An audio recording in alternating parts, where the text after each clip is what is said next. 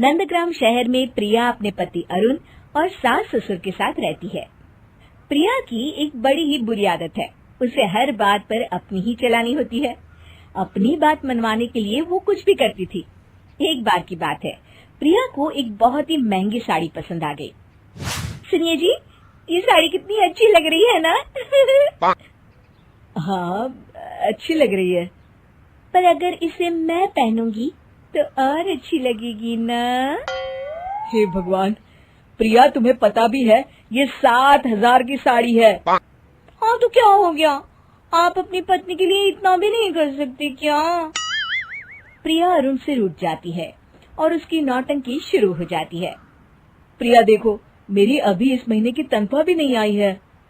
जब हमारी नई नई शादी हुई थी तब तो जो मैं कहूँ वो तुम दिलाते थे, पर अब एक चीज मांग लो तो इतने बहाने करते हो।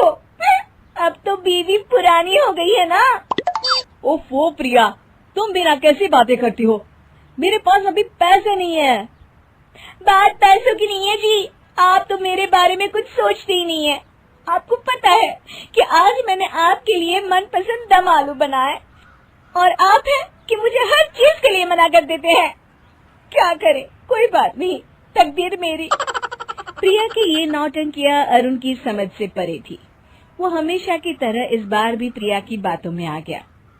अच्छा बाबा, ले लेना साड़ी, बस अब तो खुश हो जाओ। सच हो अरुण, तुम बहुत अच्छे हो।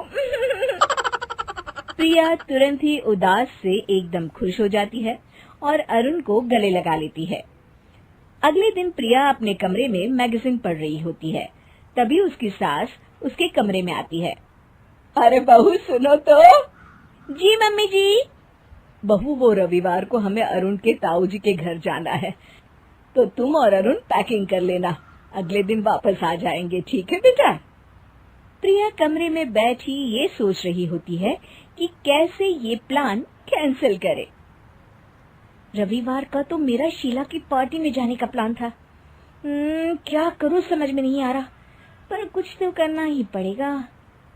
रविवार का दिन आ जाता है और सब अरुण के ताऊ जी के घर निकलने की तैयारी कर रहे होते हैं। अरे भाई चलो भी, बहुत देर हो गई है।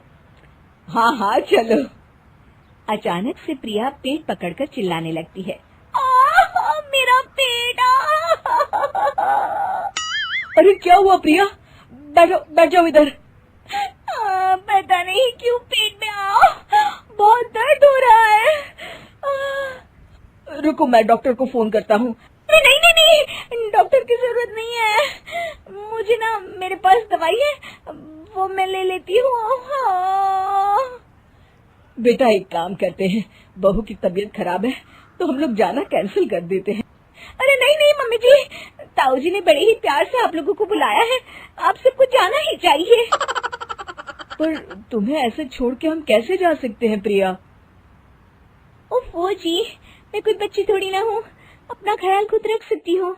आप लोग जाइए, लेट हो रहा है आपको। ठीक है, अगर बहू कह रही है तो हम चलते हैं। ठीक है प्रिया, हम जाते हैं, पर तुम अपना ख्याल रखना। वो सब दरवाजे की तरफ जा रहे होते हैं और प्रिया खुश हो रही होती है। प्रिया दरवाजा बंद कर लेती है। बाप रे, मेरे ससुराल वाले भी ना कितने भोले हैं, बेचारे हमेशा मेरी बातों में आ जाते हैं। चलो मेरा काम तो हो गया। प्रिया शीला की पार्टी में जाने के लिए तैयार होती है और तभी अरुण का कॉल आ जाता है। ओफो, अब इन्हें क्या चाहिए? हेलो, कैसी तबीयत है प्रिया? हाँ, थोड़ा तो कम हुआ है पेट दर्द, दवाई ले ली है, सही हो ही जाएगा। अच्छा सुनो, हम ना वापस आ रहे हैं, ताऊ जी के गांव में बहुत बारिश हो रही है, तो उन्होंने कहा है कि सड़कें बंद हो जाएगी, तो आप यहाँ पर मत आइए। हाँ हेलो, ठीक है ठीक है ठीक है, चलो रखती हूँ फोन। अरुण बाद में करते हैं बात, तबीयत ठीक नहीं है ना। प्रिया अरुण का फोन काट देती है और पार्टी में जाने के लिए तैयार हो जाती है।